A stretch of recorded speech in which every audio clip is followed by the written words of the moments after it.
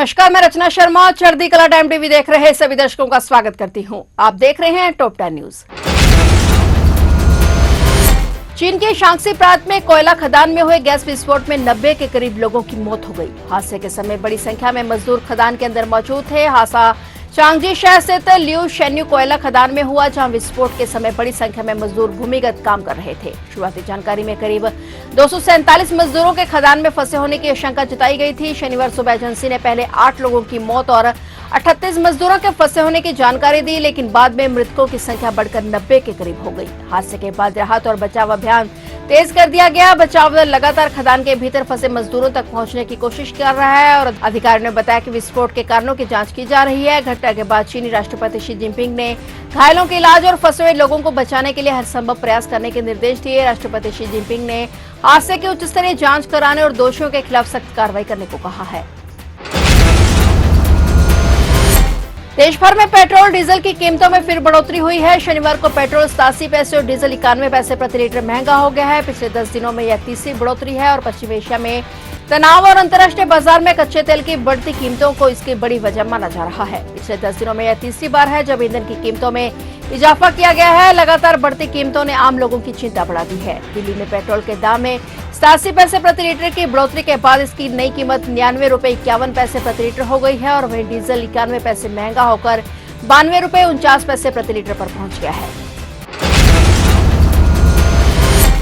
केंद्रीय मंत्री नितिन गडकरी ने कहा कि हमारे देश में प्रदूषण की सबसे बड़ी वजह पेट्रोल डीजल है। परिवहन मंत्री के तौर पर उन्हें इस बात की खुशी है कि देश में अब इलेक्ट्रिक स्कूटर, इलेक्ट्रिक कार और बस, ट्रक और यहां तक कि इलेक्ट्रिक ट्रैक्टर भी आ गए हैं। उन्होंने कहा कि इसका एक बड़ा फायदा ये हुआ है कि अब हमारे किसान सिर्फ अन्नदाता नहीं रहे बल्कि वे देश के लिए ऊर्जा और ईंधन भी पैदा कर रहे हैं। गडकरी ने अपनी गाड़ी का उदाहरण देते हुए बताया कि आज मैं जिस गाड़ी से आया हूं वह 100% बायो इथेनॉल से चलती है और इथेनॉल की कीमत अभी 65 रुपए प्रति लीटर है। खास बात यह है कि यह गाड़ी चलते समय 60% बिजली भी बनाती है और अगर पेट्रोल और डीजल से इसकी तुलना की जाए तो गाड़ी चलाने का असल खर्च करीब 25 रुपए प्रति लीटर ही आता है। यह ईंधन सस्ता है और पूरी तरह स्वदेशी है और आयात को कम करने के साथ साथ प्रदूषण भी नहीं फैलाता है। उन्होंने बताया कि ऐसे फ्लेक्स फ्यूल इंजन वाली गाड़ियां जल्द ही बड़े पैमाने पर बाजार में उतारी जाएंगी।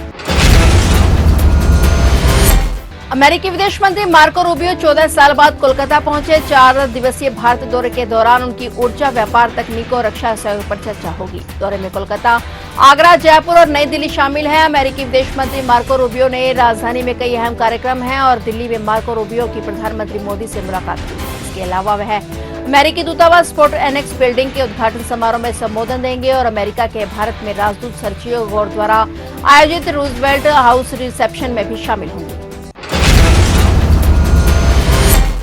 प्रधानमंत्री नरेंद्र मोदी ने 19वें रोजगार मेले में 51,000 युवाओं को नियुक्ति पत्र दिए। उन्होंने कहा कि 5 देशों के साथ हुए समझौते युवाओं के लिए तकनीक, ऊर्जा और रोजगार के नए अवसर खोलेंगे। आज 19वें रोजगार मेले के दौरान प्रधानमंत्री नरेंद्र मोदी ने 51,000 से अधिक युवाओं को नियुक्ति पत्र प्रदान कर दिए हैं। ये कार्यक्रम देश के 47 अलग अलग स्थानों पर एक साथ आयोजित किया गया। चयनित उम्मीदवारों को रेलवे, गृह मंत्रालय, स्वास्थ्य विभाग और अन्य केंद्रीय मंत्रालयों में नियुक्ति मिली है, जिसमें वे अब सरकारी सेवाओं में अपने दिए नए कार्य की शुरुआत करेंगे। वीडियो कॉन्फ्रेंसिंग के माध्यम से पीएम मोदी ने इस कार्यक्रम में संबोधित करते हुए कहा कि इस यात्रा के दौरान मैंने कई देशों की बड़ी कंपनियों के नेताओं के साथ विस्तार से बातचीत की। उन्होंने बताया कि युवाओं के लिए नए अवसर तलाशने के लिए इन 5 देशों के साथ अलग अलग चीजों को लेकर समझौता किया गया है।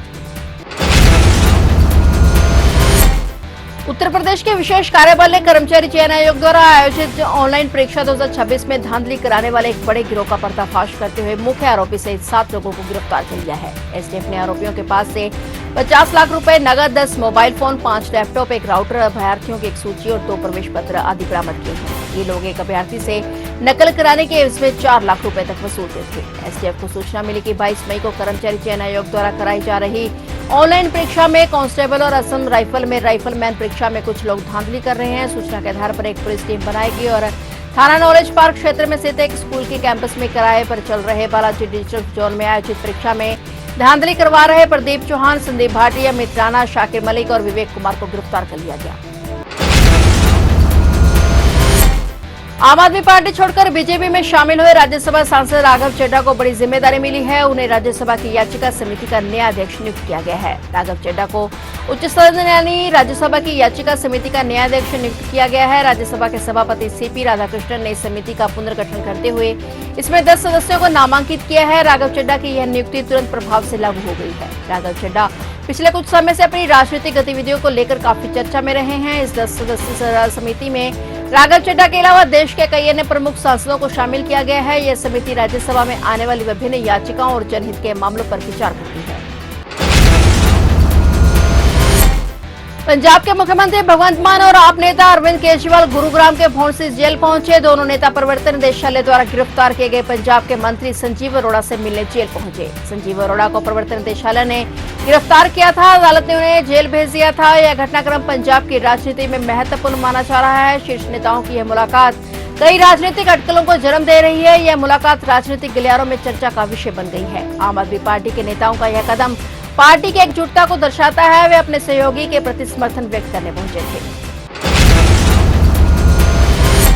महोबा जिले में अपहरण और दुष्कर्म का आरोप लगाने वाली नीट की तैयारी कर रही छात्रा से मिलने आए कांग्रेस के प्रदेश अध्यक्ष अजय राय की मुश्किलें बढ़ गई हैं। प्रधानमंत्री नरेंद्र मोदी पर अमर्यादित टिप्पणी करने के मामले में भाजपा जिला कार्य समिति सदस्य और अधिवक्ता नीरज रावत की तहरीर पर अजय राय, निवर्तमान प्रदेश सचिव ब्रजराज सिंह समेत 30 समर्थकों के खिलाफ एफआईआर दर्ज की गई है। कांग्रेस के प्रदेश अध्यक्ष अजय राय महोबा में पीएम के खिलाफ अपशब्द कहते सुनाई दे रहे हैं। प्रधानमंत्री पर अमर्यादित टिप्पणी के बाद भाजपा आक्रोशित हो गए। अधिवक्ता नीरज रावत शहर कोतवाली में उनके खिलाफ तहरीर दी है।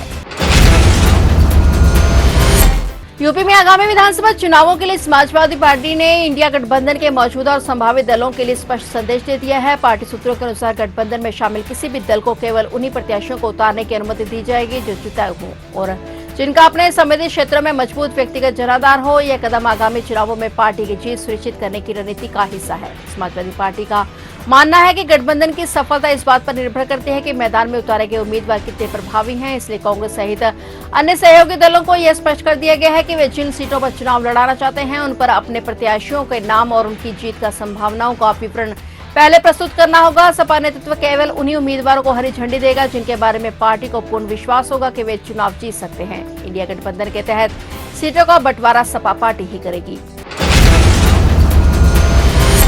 फिलहाल टॉप 10 न्यूज में इतना ही और नए समाचारों के साथ फिर से हाजिर होंगे। तब तक के लिए देखते रहिए चढ़ती कला टाइम टीवी।